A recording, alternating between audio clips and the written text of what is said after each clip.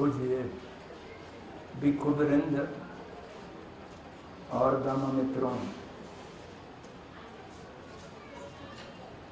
आज सुबह हम सब ने परम पावन दयाल लामा जी से बुद्धचर्य अवतार का उपदेश जो गत कई वर्षों से निरंतर चलता आ रहे थे, उसके संतत में चौथा अध्याय से प्रारंभ करते हुए उनका उपदेश सुना। गुरुओं के उपदेश को पुनरावलोकन करना सरल कार्य नहीं है, बहुत कठिन काम है। पुनरावलोकन के नाम पर या तो पुनरावृत्ति हो जाते हैं या कोई विषयांतर भी हो जाते हैं। तो इसलिए मैं बहुत संक्षिप्त में अपने वक्तव्य को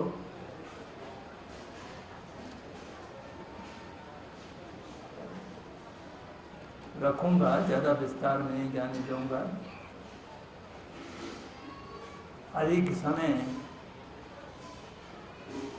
आप लोगों की कोई टिप्पणी हो या प्रश्न हो या कोई संशय हो, उस पर वार्तालाप करने के प्रयास करेंगे।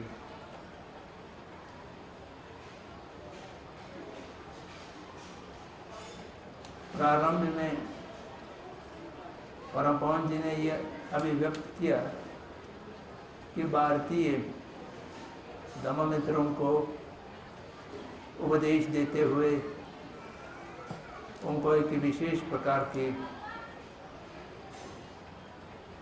अनुभूति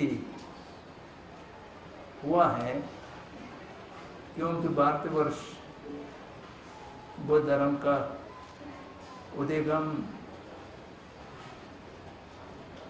स्थान रहा है। भगवान बुद्ध भारत में उत्पन्न हुआ, भारत में ही धम्मचक्र प्रवर्तन हुआ और भारत में ही महापरिनिर्वाण को प्राप्त किया।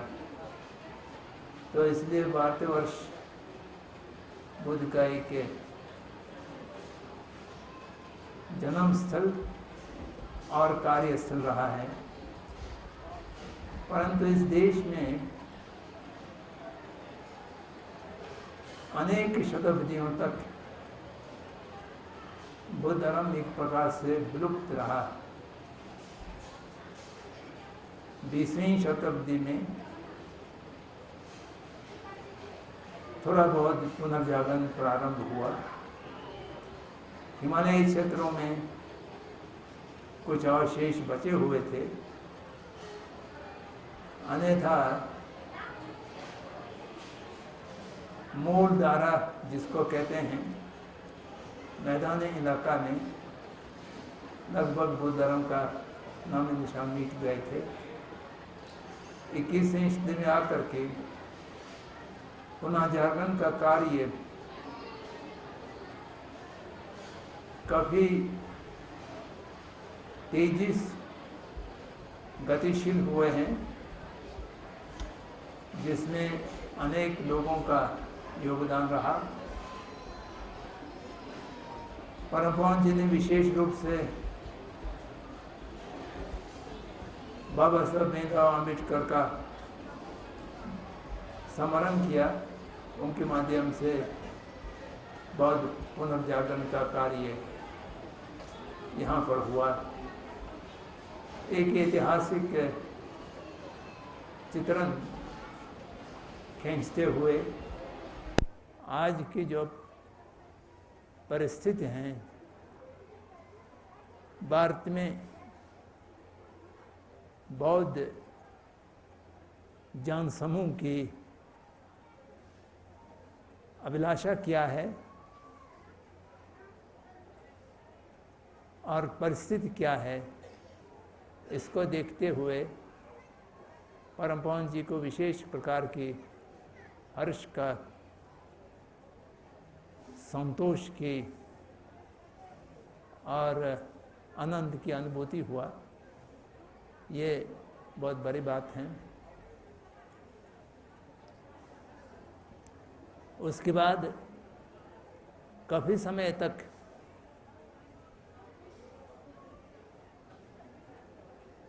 परम पवन जी ने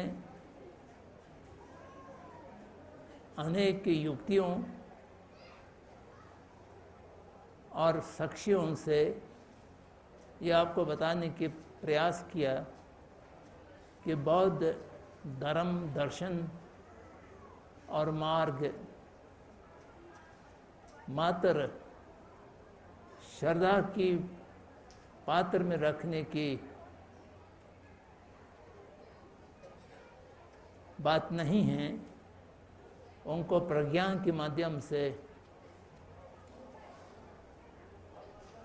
अनुभूति करना, ज्ञान और अनुभूति करना।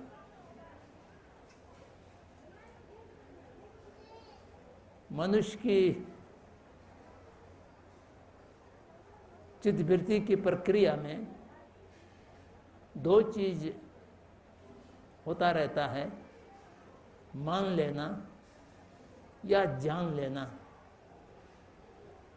आज की शिक्षा पद्धति अधिकांश आपसे मनवा लेते हैं और जानकारी नहीं देते हैं। किसने कहा, कहीं पर लिखा या किसने परीक्षा करके सिद्ध कर लिया, आप इसको मान लो। विशेषकर धर्म की शिक्षा के क्षेत्र में बौद्ध धर्म को छोड़ करके अधिकांशता धार्मिक शिक्षा ये कहते हैं कि धर्म तर्क के अतीत हैं, beyond reasoning and beyond rationality. You have to believe and you have to be accept। जो कुछ कहा गया है उसको मान लो और मान करके चलो, क्योंकि ये तुम्हारा बुद्धि की और तुम्हारा तर्क की क्षेत्र में नहीं आता है। यह तर्क अतीत और कल्पना अतीत हैं। विश्वास की आवश्यकता है। जब ये बात आ जाते हैं तो वो उस प्रकार के जो विश्वास बिना जाने जो मान लेते हैं, उसको अगर हम सीधे सीधे शब्दों में कहें तो अंधविश्वास ही हो जाते हैं। अंधविश्वास बुद्ध की पद्धति नहीं है। बुद्ध ने अपने अनुयायियों को मान लो क्योंकि मैंने कहा है, मेरे प्रति तुम्हारा गौरव है इसलिए तुम मान लो, ऐसा नहीं होना चाहिए। बार बार उस सूत्र का उदाहरण दिया कि स्वर्ण की जैसा परीक्षा किया जाता है उस तरह की बुद्ध वचन को भी परिचित करके समझना चाहिए। संस्कृत वांग्मय में, तिब्बती बौद्ध वांग्मय में अनेक इस प्रकार के उदाहरण हैं। पाली वांग्मय में विशेष रूप से कलम सूत्र आप लोगों ने देखा होगा, पढ़ा होगा। कलम सूत्र का यही विषय है कि मानो मत जानो, जब तक नहीं जानोगे तब तक नहीं मानो। और उसके लिए विवेक, तर्क, हितु, न्याय, ये सब प्रमाण शास्त्र के माध्यम से अपने को प्रवीण करना चाहिए, जिसके पश्चात बौद्ध वचनों को भी नितार्थ हैं या निर्यार्थ हैं, शब्देशय मान लेने का है या शब्द से इत्र को उसकी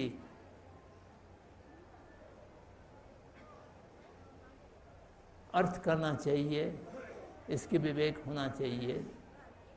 इस पर परम पावन जी ने बहुत बल दिया।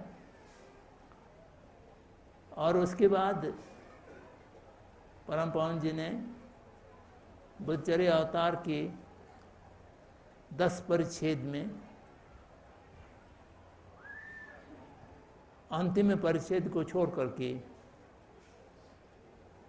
जो 1 परिच्छेद से 9 परिच्छेद तक,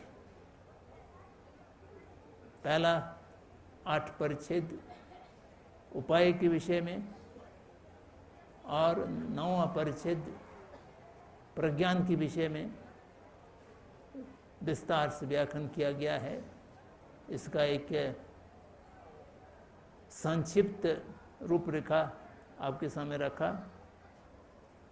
और जहाँ तक उपाय के प्रश्न हैं, उसमें कैसा बुद्ध चित्त उत्पाद करने का उपाय हैं, और बुद्ध चित्त उत्पाद करने के बाद पारमिताओं की और शील की, समाधि की कैसा साधना करना चाहिए, उसके विषय में विस्तार से बताया गया है।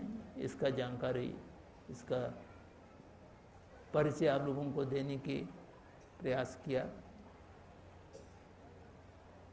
और परम पावन जी ने ये भी कहा कि जब से आचार्य शांतिदेव ने बुद्धचर्या अवतार की रचना किया, तब से आज तक बुद्ध चित्त उत्पाद करने के उपाय के संबंध में इससे अच्छे ग्रंथ और इससे अच्छे उपदेश कहीं पर भी मिलता नहीं है। ऐसा परम पावन जी गुरु किन्नौर के लामा तेनजिन जैन जी ने बताया। उनके संदर्भ देते हुए उन्होंने कहा ये सही बात भी है। जितना विस्तार से बुद्ध चित्त कैसा उत्पन्न किया जाना चाहिए, इसके उपाय और कहीं ग्रंथों में नहीं मिलते हैं। और फिर परम पावन जी ने ये भी बताया कि शांति देव ने अपने मन से इस उपदेश को नहीं करा है। इनका स्रोत सूत्र में सामान्यतः प्रजापारमिता सूत्र, समस्त प्रजापारमिता सूत्र। प्रजापारमिता सूत्र बहुत विशाल वाङ्मय हैं और उसमें प्रजापारमिता सूत्र या प्रजापारमिता सूत्र की वर्ग में आने वाले अवतंसक सूत्र, इन सब में इस उपदेश का स्रोत मिलता है।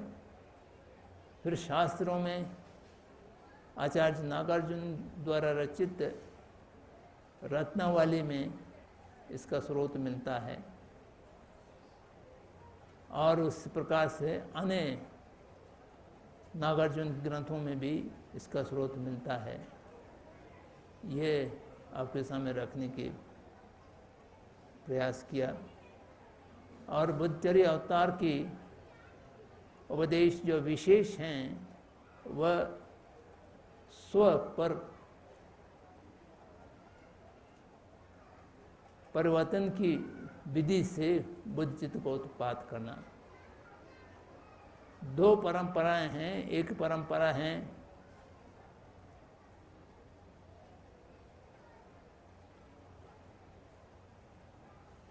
सप्तत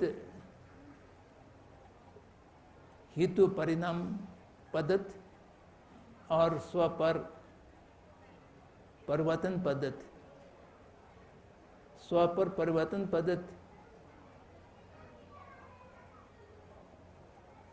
प्रथम स्वपर समता की भावना को उत्पन्न किया जाता है। उसके पश्चात स्वार्थ के दोष और परार्थ के गुण, इस पर विचार करने की उपदेश बहुत विस्तार से देते हैं। अंततगत्व स्व की जगह पर को रखना और पर की जगह स्व को रखना, परहित प्रधान माना और स्वहित को गौण माना, तो इस प्रकार से परिवर्तन करने की ये बुद्धचर्य अवतार में विस्तार से दर्शाया गया है। और 9वें परिच्छेद में परमार्थ अर्थ की जो सत्य हैं, परमार्थ सत्य हैं, वह भी एक प्रकार से बुद्धचित्त उत्पाद करने के लिए स्व पर समता और स्व पर परिवर्तन का उपदेश जो अन्य परिच्छेदों में दिया गया है, उसका अतिरिक्त परमार्थ में और स्व और पर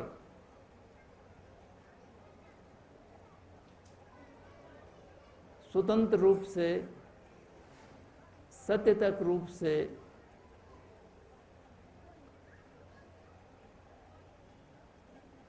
अस्तित्व नहीं है।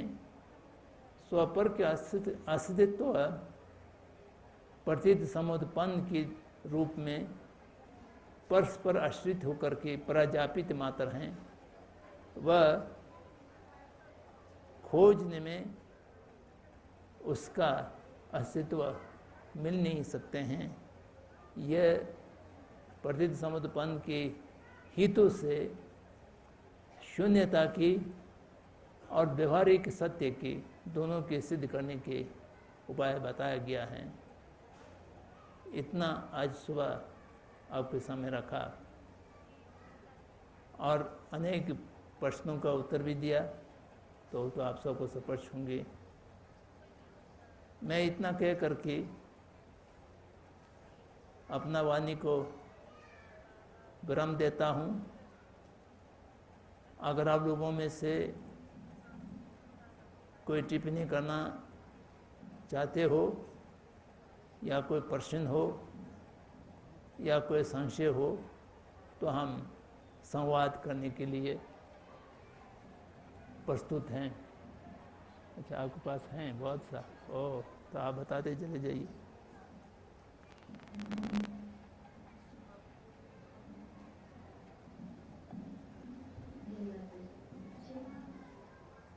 पहला प्रश्न आया है, सामान्य चित्त और बोधि चित्त में मूल अंतर क्या है?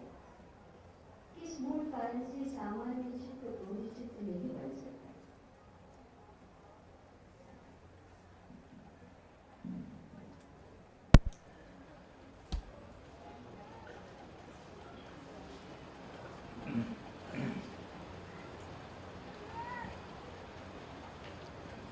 ये प्रश्न बहुत अच्छा प्रश्न है, लेकिन फिर भी इस प्रश्न को थोड़ा संशोधित करके पूछ लेना चाहिए।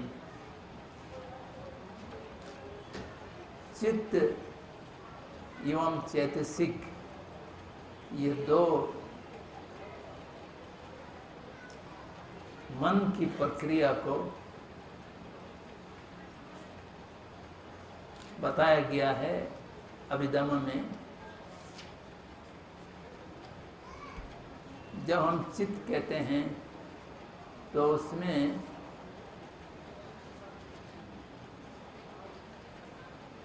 सामान्य जब आप कहेंगे तो जिस प्रकार की भी चित्त हो,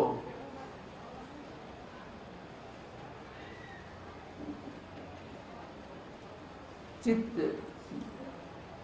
या चैतसिक उस वस्तु का नाम है जो जानने का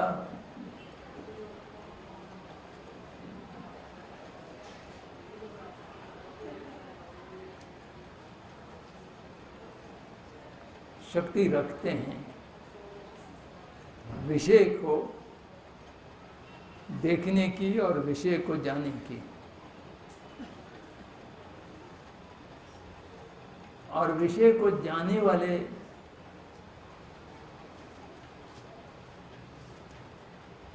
जो वस्तु हैं, जिसका कोई रूपरेखा नहीं है, जिसको देखा नहीं जा सकते हैं, जिसको स्पर्श नहीं की जा सकते हैं, जिसको सूंघ नहीं सकते हैं, वह एक ऐसा वस्तु है केवल विषय को विषयिक रूप में जानने की क्षमता रखते हैं। उसको मन या उसको ज्ञान या उसको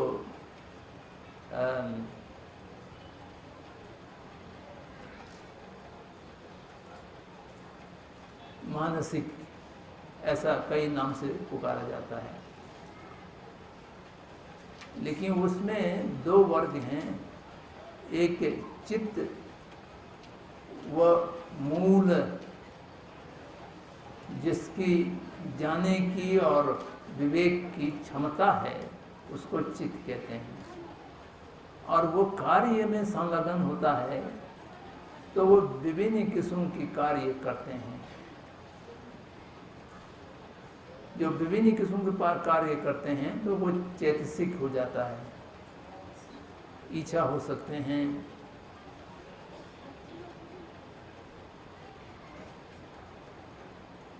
ज्ञान हो सकते हैं, और आकार वाले हो सकते हैं, विचार वाले हो सकते हैं, और वो सत्य को देखने वाले हो सकते हैं, या प्रतिबिंब को देखने वाले हो सकते हैं।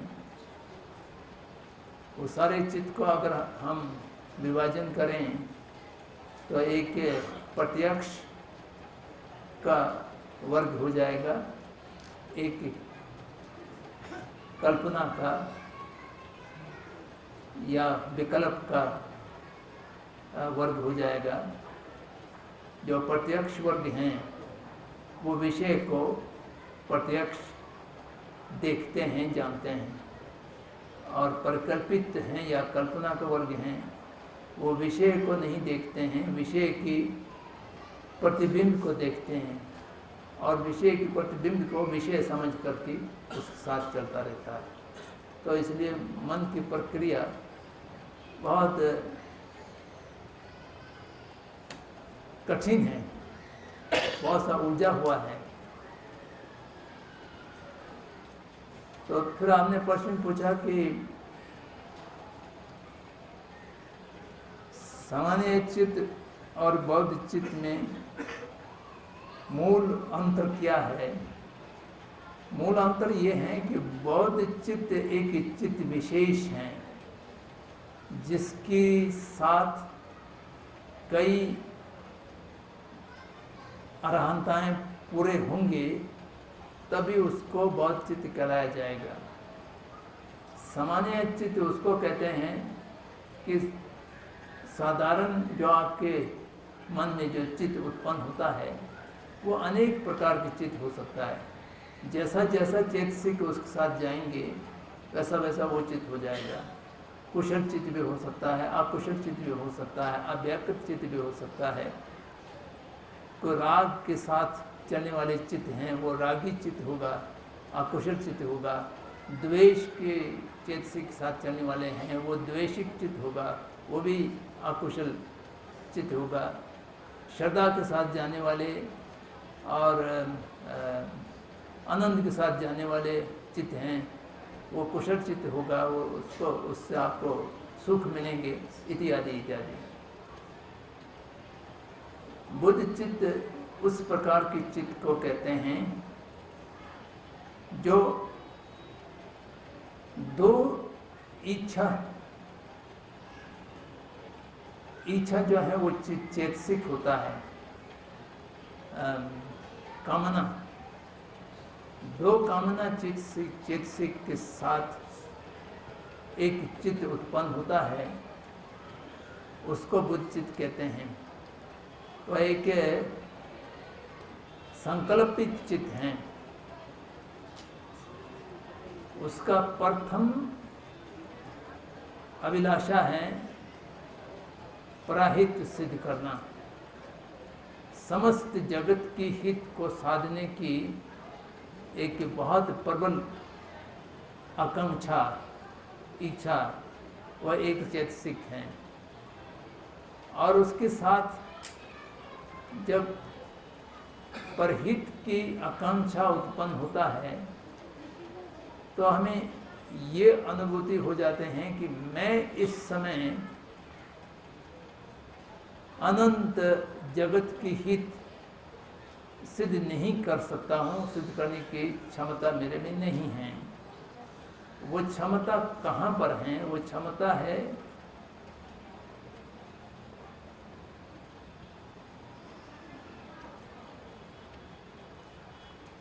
समय के संबुद्ध में।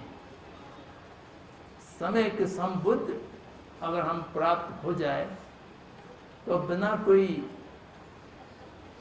प्रयास के अनायास समस्त जगत के कल्याण कर सकूंगा।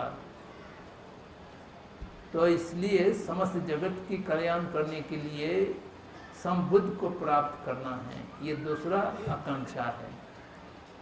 परहित की आकांक्षा और समय के संबुद्ध की प्राप्ति की आकांक्षा, ये दोनों चैतसिक हैं।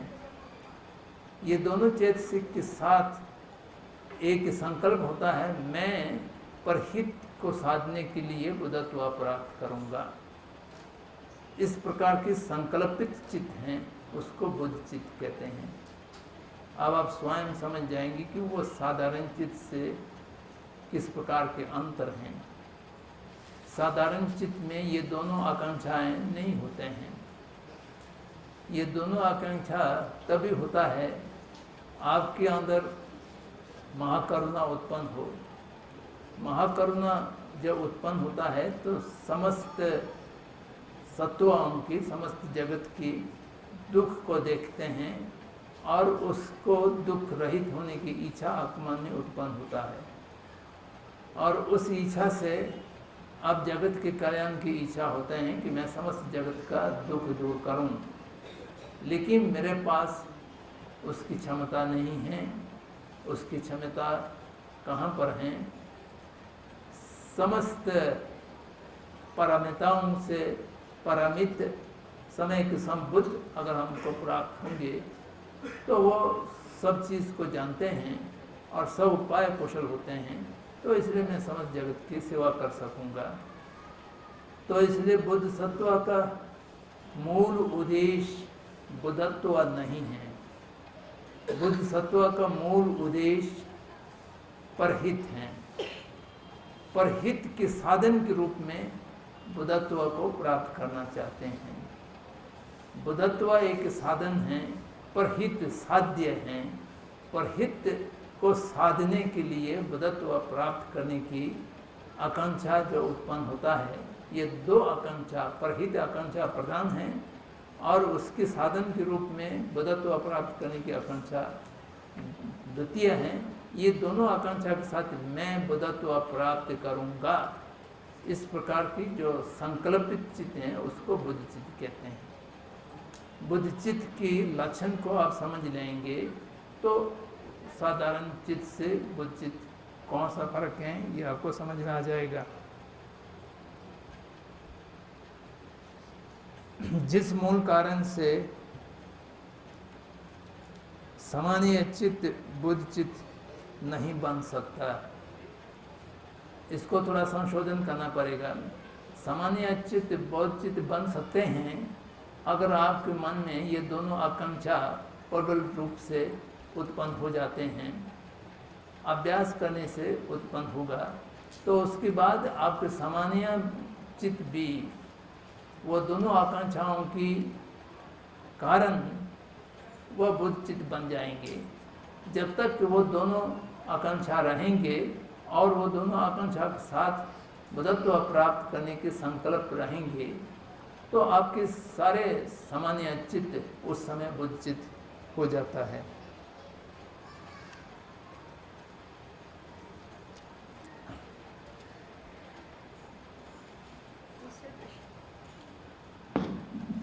दूसरा प्रश्न है, दूसरों के दुख से निरंतर दुखी होना क्या जीवन के लिए उचित है?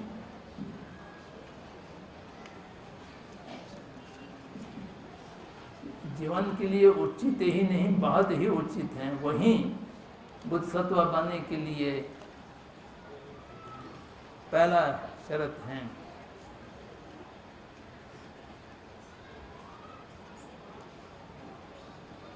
दूसरों के दुख से निरंतर दुखी होना या अपने दुख से निरंतर दुखी होना,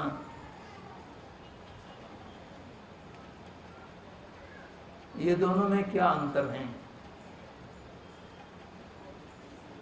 महाकरुणा का अर्थ ये नहीं है कि आप दुखी रहें।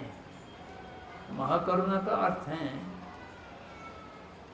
कि दुख को देखें और दुख को देखने के बाद दुख निवृत्त प्राप्त करने की यत्नशील हो जाना, ये करुणा की या महाकरुणा की लक्षण है। आप सोचते होंगे कि अपने दुख को देखते हुए हम दुखी हो जाते हैं और संपूर्ण सत्वाओं की जगत के दुख को देखें तो हम कितना दुखी हो जाएंगे। दुख को देख कर के दुखी होना पुरुषार्थ नहीं है। दुख को देख कर के दुख निवृत्त की इच्छा उत्पन्न करना, ये पुरुषार्थ है।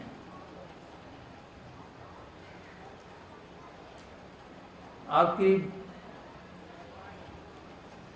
बुद्धचार्य अवतार में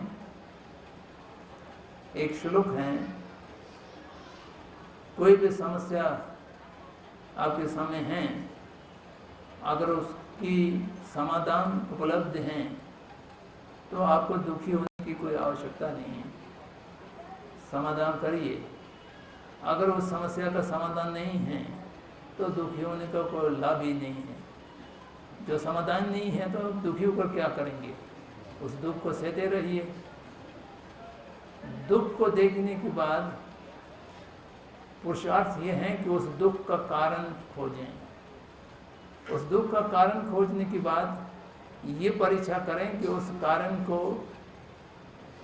समाप्त किया जा सकता है या नहीं किया जा सकता है। यही तथागत बुद्ध की 4 आर्य सत्य का उपदेश का प्रक्रिया यही है। बुद्ध ने कहा कि दुख को जानो और दुख कारण को समाप्त करो। उसके लिए दुख निवृत्ति के मार्ग का साधना करो जिससे दुख निवृत्ति प्राप्त हो सकें। जैसा कोई रोगी हैं, बहुत गंभीर रूप से पीड़ित हैं, तो वो दुखी रहने से तो रोग ठीक नहीं होगा। उसको कोई वैद्य को दिखा करके उस रोग का कारण क्या है पूछ लेना चाहिए, निदान करना चाहिए, डायग्नोज करना चाहिए। जब दुख का निदान हो जाएगा तो उसके इलाज क्या है, औषधि क्या है, ये खोजना चाहिए। और सही औषध दे दिया जाएगा तो दुख का कारण दूर हो जाएंगे, रोग का कारण दूर हो जाएंगे, आरोग्य हो जाएंगे, आप ठीक हो जाएंगे। ये प्रक्रिया जैसा है उस तरह से चलाया सत्य का उद्देश्य है। जब हम जगत की दुख को देखते हैं तो उसके साथ जगत के दुख को हम अनुभव कर सकें, संवेदनाशीलता तो होना चाहिए। उस संवेदनाशीलता से अब दुखी होकर के बैठना नहीं है। जगत के दुख का निवारण की उपाय हैं या नहीं हैं, इस बात को खोजना चाहिए और आपको उपाय मिल जाएगा। क्योंकि कर्म और क्लेश समस्त दुख का कारण होता है। कर्म और क्लेश का मूल कारण अविद्या है, अज्ञान है, और उस अज्ञान की प्रतिरोधक उसके विपरीत ज्ञान का संभावना है। जो परम सत्य हैं वो हम देख सकते हैं। जो परम सत्य को देखेंगे तो अज्ञान दूर हो जाएंगे। अज्ञान दूर हो जाएंगे तो कर्म और क्लेश उत्पन्न नहीं होंगे। क्लेश उत्पन्न नहीं होंगे तो कर्म संचय नहीं करेंगे, कर्म संचय नहीं करेंगे तो उस कर्म का फल दुख नहीं होंगे। ये एक ही प्रक्रिया है। तो इसलिए जगत के दुख को देखने के बाद भी जगत के दुख का निवारण करने के लिए क्या उपाय है, उस उपाय को मैं करूँगा। वही बुद्ध चित्त के कारण भी हैं और वही महाकरुणा भी हैं। तो इसलिए आपके प्रश्न को मैं सीधा सीधा 2 शब्द में उत्तर देने की प्रयास करूं तो मैं ये कहूँगा कि दूसरों के दुख से निरंतर दुखी होना जीवन के लिए उचित नहीं है। दुखी होने की जगह महाकरुणिक होकर के उस दुख का निवारण की काम में आप लग जाइए, अपना दुख के निवारण के लिए और जगत के दुख के निवारण के लिए। लेकिन उसकी संवेदना आपको निरंतर होना चाहिए, ये जीवन के लिए उचित भी है। अगला प्रश्न, जैसे कि हमारे पावन जी दलाई लामा जी ने बताया, दलाई लामा जी ने नागार्जुन का जिक्र किया, तो मैं नागार्जुन के विषय में जानना चाहती हूँ।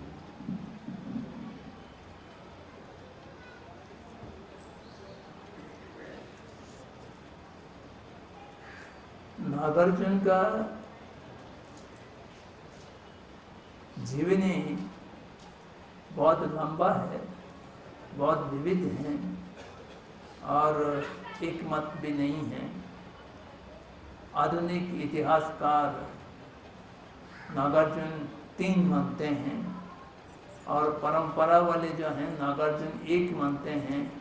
वो लगभग 600 वर्ष जीवित रहा, ऐसा माना जाता है। इन सब विवादों को छोड़ दें। मैं अगर आप कोई नागार्जुन की जीवनी के विषय में जानने का उत्सुकता हो, उसके लिए कुछ ग्रंथों का नाम दे देता हूँ और उस ग्रंथों को पढ़ें।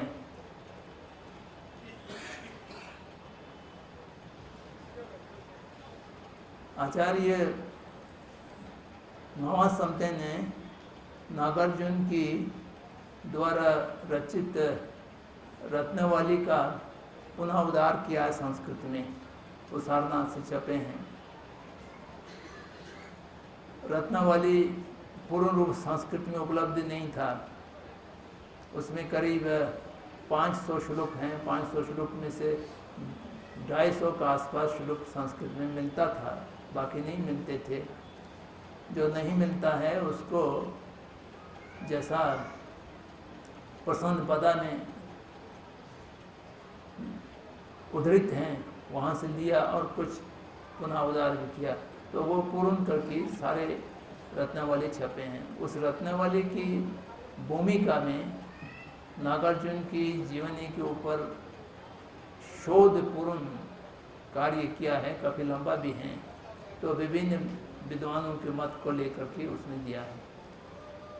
और दूसरा आचार्य जत्सन नमजुल, वो भी सारनाथ की हैं। उन्होंने नागार्जुन का पंचकर्मा नाम का ग्रंथ है, उसकी भूमिका में भी बहुत विस्तार से नागार्जुन की जीवनी दिया है। और उससे थोड़ा कम और दिखने में सरल हैं आचार्य पेमा तेंजिन ने नागार्जुन का सुहृद लेख का संपादन किया है और पुनः उद्धार भी किया है। तो उसकी भूमिका में भी नागार्जुन का जीवनी दिया है। नागार्जुन, आचार्य नागार्जुन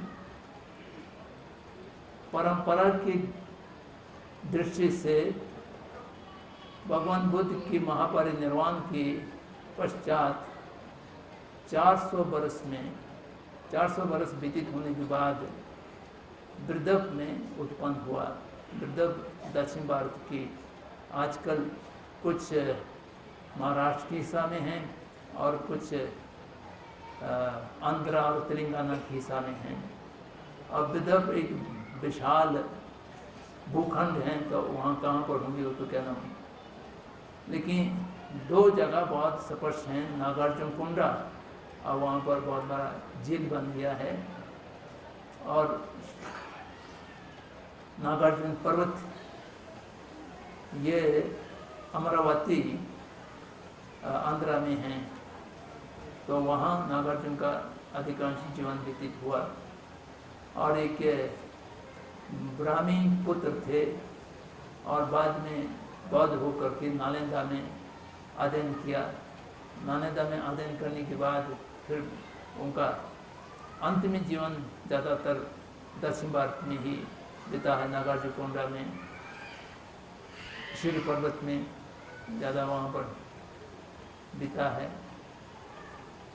तो उनको भगवान बुद्ध के ये भविष्यवाणी था कि मेरे महापरिनिर्वाण के 400 वर्ष के बाद नाग अर्जुन उत्पन्न होकर के महायान सूत्र जो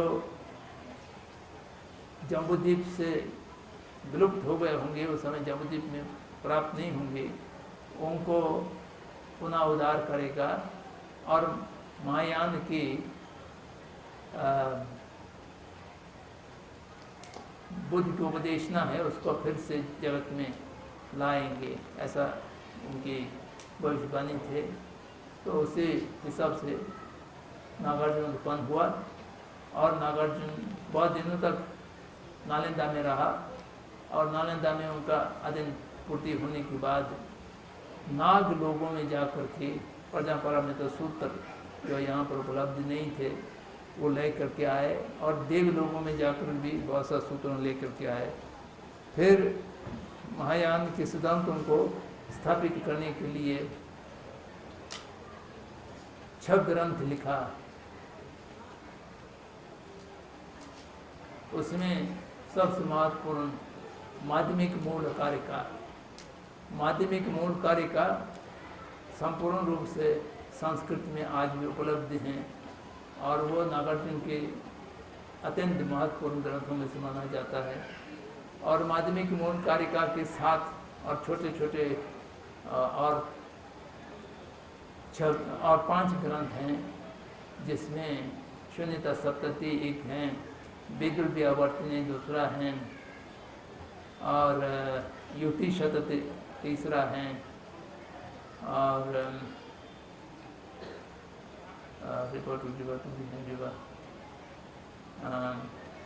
विदुर सूत्र, हाँ विदुर सूत्र चौथा है, रत्नावली 5वां है।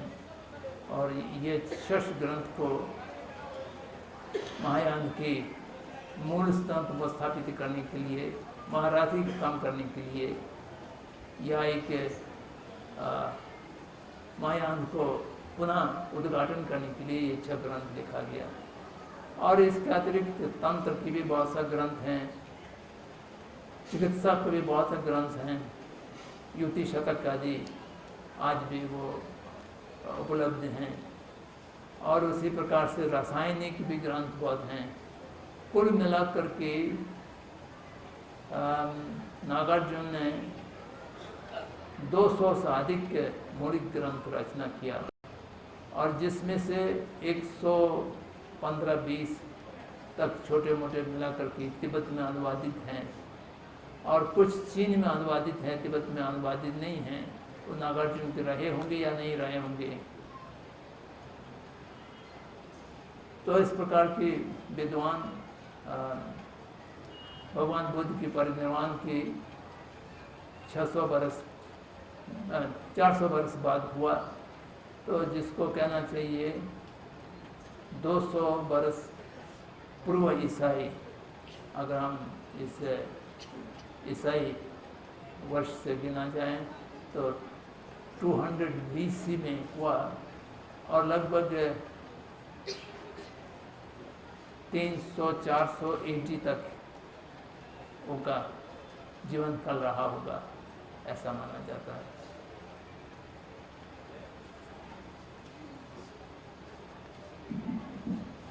अगला प्रश्न अंग्रेजी में लिखा गया है।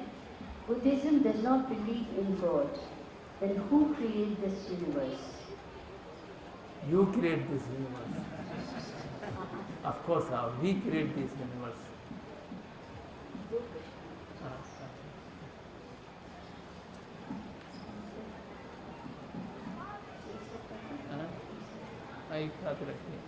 अंग्रेज में है क्या? What is the Buddhist point of view on rebirth? How is this possible without soul, as not believed according to Buddhism?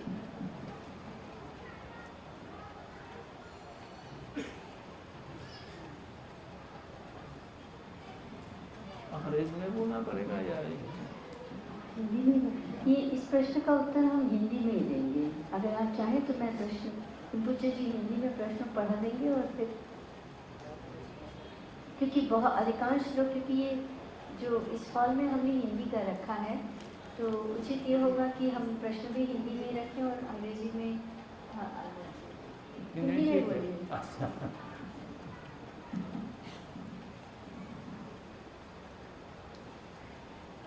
जगत की सृजन का दो पद्धति हैं। जो ईश्वरवादी लोग हैं वो ईश्वर को जगत की कर्ता या सृजिता मानते हैं, तो इसलिए हम कहते हैं कि ये सारा चल अचल जगत ईश्वर की इच्छा से या ईश्वर के कर्म से उत्पन्न किया गया है, सर्जित किया गया है और उनकी इच्छा से चलते हैं और उनकी इच्छा से नष्ट होता है। तो एक केंद्रीय स्रोत या संभावना ऐसा माना जाता है, हर चीज़ वहाँ से नियंत्रित होते हैं। बौद्ध, जैन, चारवाक और पुराना सांख्य, पूरा सांख्य नहीं, सांख्य योग से पहले जो सांख्य थे, पुराना सांख्य, इन परंपराओं में ईश्वर की परिकल्पना नहीं है। जो ईश्वर की परिकल्पना नहीं है तो जगत का सर्जन कैसा हुआ? जगत का सर्जन हुआ सामूहिक कर्म से। जो सामूहिक कर्म का माने हैं जितना इस जगत में रहने वाले सत्व हैं, जीवधारी हैं, उन सब का एक सामूहिक कर्म होता है, एक व्यक्तिगत कर्म होता है। ऐसा माना जाता है कि इस सभा कक्ष में 100-200 जितना लोग बैठे हुए हैं, उन सब के सामूहिक कर्म के फल ये सभा कक्ष बना। अगर आपका इसमें कर्म का अंश नहीं होगा तो आप यहाँ नहीं बैठ पाएंगे, आप इसका उपयोग नहीं कर पाएंगे। अब इसका उपयोग हम सब के साथ सामूहिक रूप से कर पा रहे हैं, क्योंकि आपका कर्म इस सामूहिक कर्म में सन्निहित थे, आपने इसमें योगदान दिया था। तो इस प्रकार से समस्त जगत, जो अचल जगत हैं, वो चल जगत की कर्म की फल से बने हुए हैं, इससे सृजन हुआ, ऐसा माना जाता है। जहाँ कर्म फल की सिद्धांत रहते हैं, वहाँ ईश्वर के सिद्धांत की आवश्यकता नहीं है।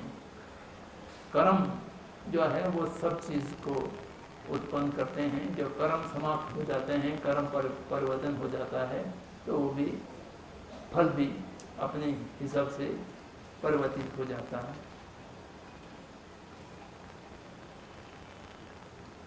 और जन्म अंतर की बात है। वो सोल एक अंग्रेज का शब्द है। सोल की परिभाषा क्या है, ये सोल वालों को भी बहुत ज़्यादा जानकारी नहीं है, तो कह देता है सोल। लेकिन जो आत्मा की परिकल्पना है वो भारतीय दर्शनों की परिकल्पना है।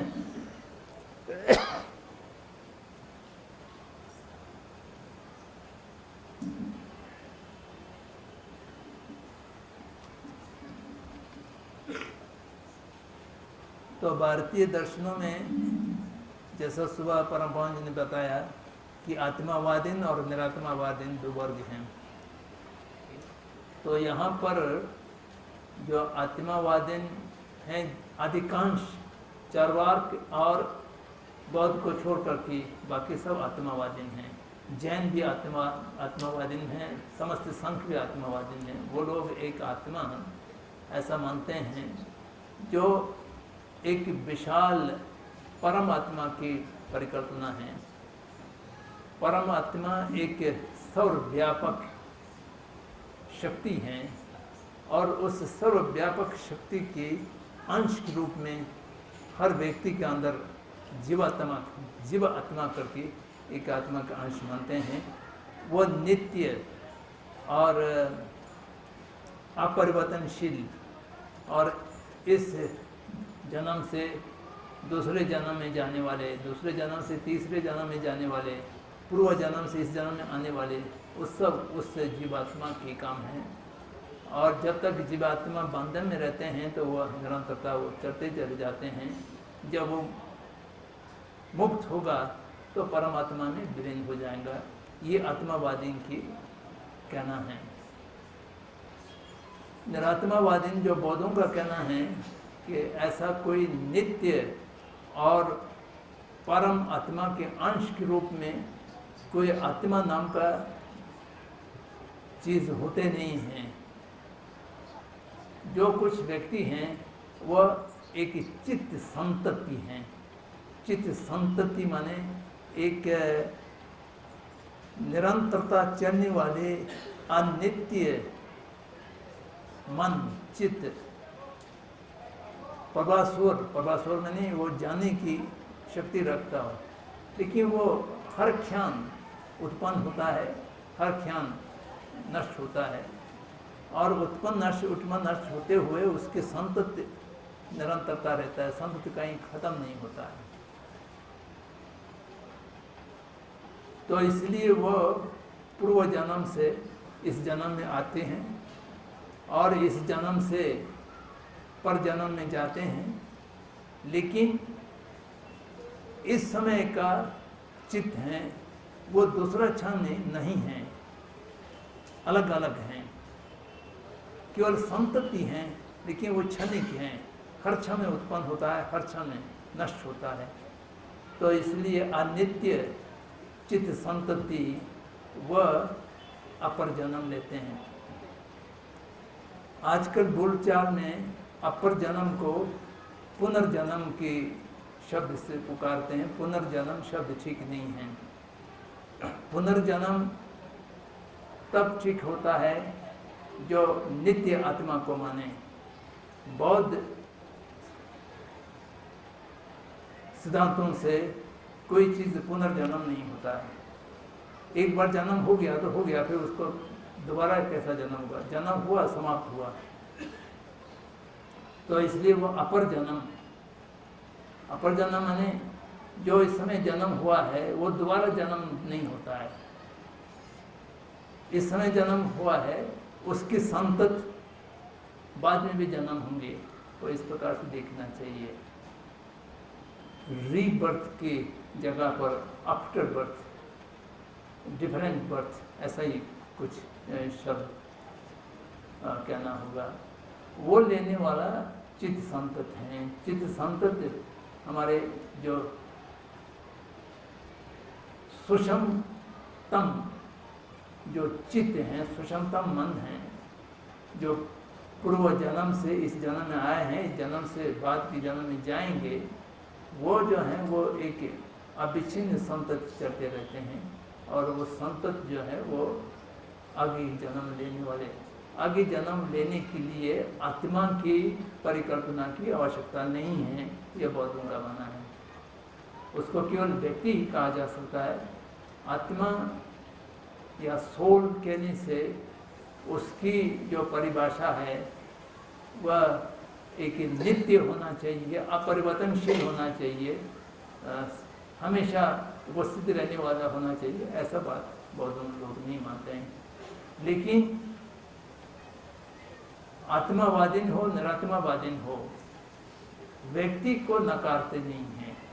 व्यक्ति हैं, चित्त हैं, उसकी संतति हैं और उसको आत्मा का ही नहीं कहें इतना मतभेद हैं, बाकी सब ठीक है।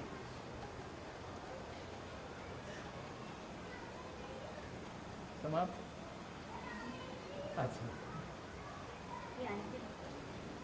ये अंतिम प्रश्न होगा। करुणा पर ध्यान केंद्रित करने का अर्थ क्या है? करुणा पर ध्यान केंद्रित करने का अर्थ क्या है?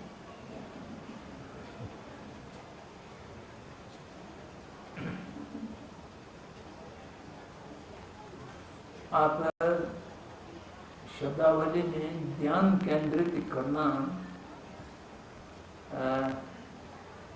इसका क्या आपकी अभिप्राय हैं? ध्यान तो चित्त की एक प्रक्रिया होता है और केंद्रित करने का अर्थ होता है एकाग्र करना, एक जगह रखना। जो शमत साधने वाले लोग हैं वो मन की ध्यान को एक बिंदु पर, एक अवलंबन पर केंद्रित करते हैं और इधर उधर जाने नहीं देते हैं।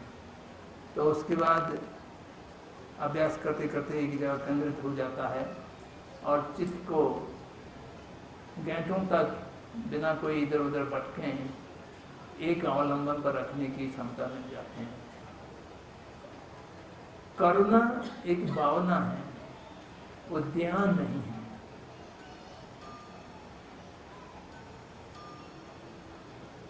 ध्यान तो अटेंशन हुआ और भावना फीलिंग हुआ।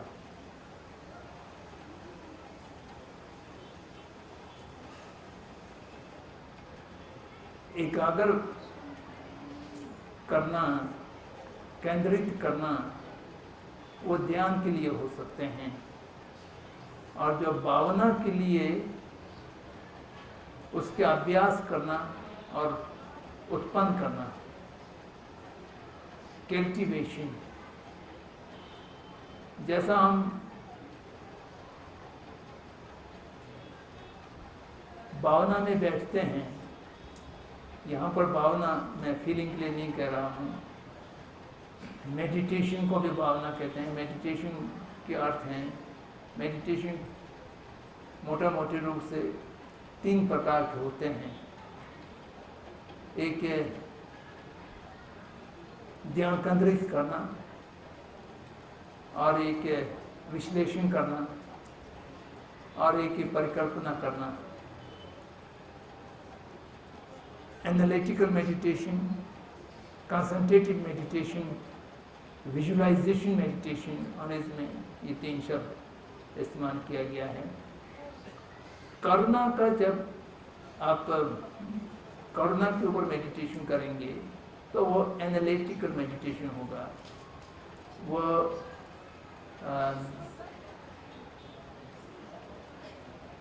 विश्लेषण के साथ जगत के दुख का अनुभूति करना, उसको देखना, उसके विवरण को देखना और उस दुख को निराकरण करने के लिए इच्छा उत्पन्न करना, ये करुणा की ऊपर भावना करने की तरीका है। अगर इसको आप ध्यान केंद्रित करना कहना चाहते हो तो ये शब्द कह सकते हैं। तो करुणा को लेकर के, करुणा मूलतः एक भावना है जो जगत के दुख को निराकरण करने की अभिलाषा, तो उसको करुणा कहते हैं।